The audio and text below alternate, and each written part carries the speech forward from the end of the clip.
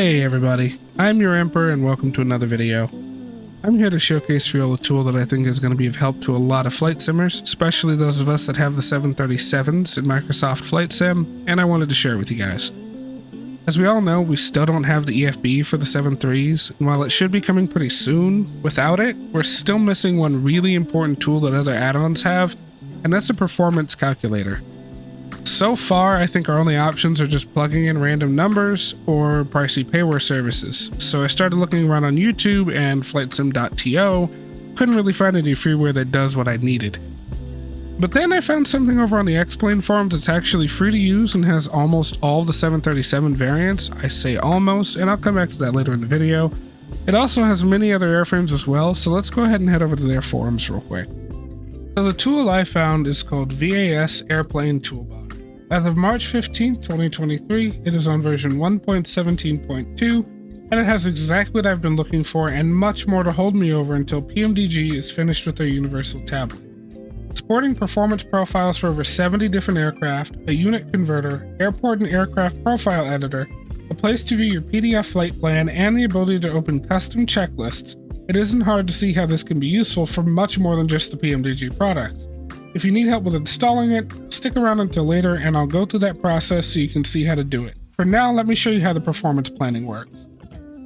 This is the aircraft profile page. From here you choose the aircraft you're flying. For aircraft that have multiple engine options, like the 757-300, there's a drop down to choose the correct one. Once you found the right profile, just hit load aircraft at the bottom of the data card, and then from the menu in the top left, choose ACARS. This brings you to a page where you can enter your SimBrief username. Then all you need to do is hit load SimBrief data in the bottom right. It'll automatically pull the data from your last generated SimBrief flight plan. And now you can go ahead and close at the bottom, then from the menu options, choose Takeoff. The first thing you'll do here is choose the runway you plan to take off from. Because it knows where you are due to SimBrief, it'll automatically display wind information for each runway, so you can make sure you aren't taking off with a tailwind or too high of a crosswind.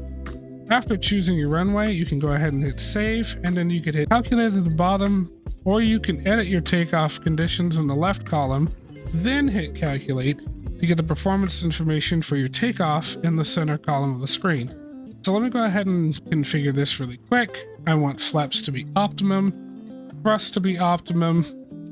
This is anti-ice. I won't be using anti-ice.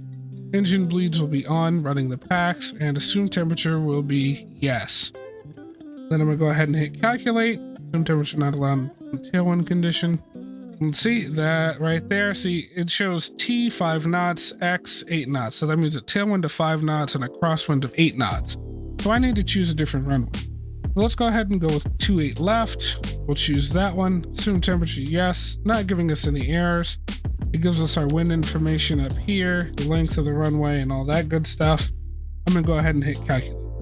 Alright, here you'll see your optimum D-rate setting and assumed temperature if you choose not to go full toga or if it decides that you should be using toga. Below that it gives you the optimum flap setting for your takeoff.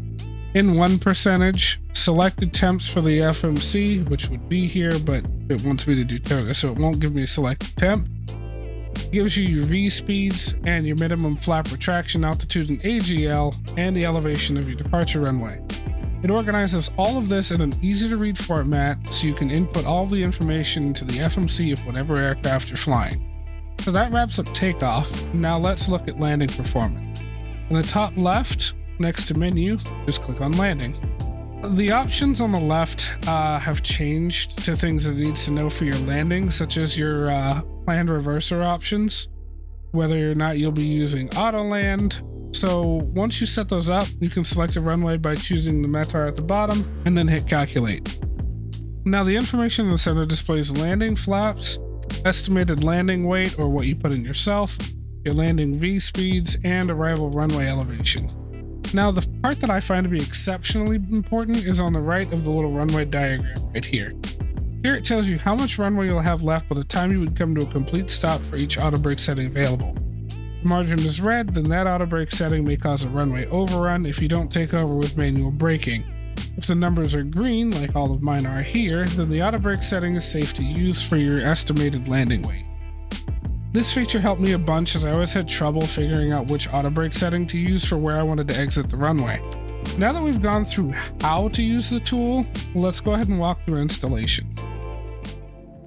Alright, and we're over here on the X-Plane forums, and this is the page where AS Airplane Toolbox is downloaded from.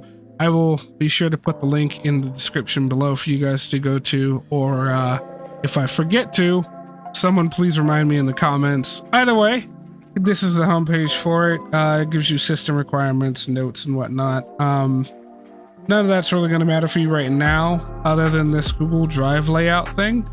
So this link, download this file, it takes you over here to Google Drive. What you are going to do is go over here to where it says Windows, hit that, it'll zip the file, and then it'll download the tool for you.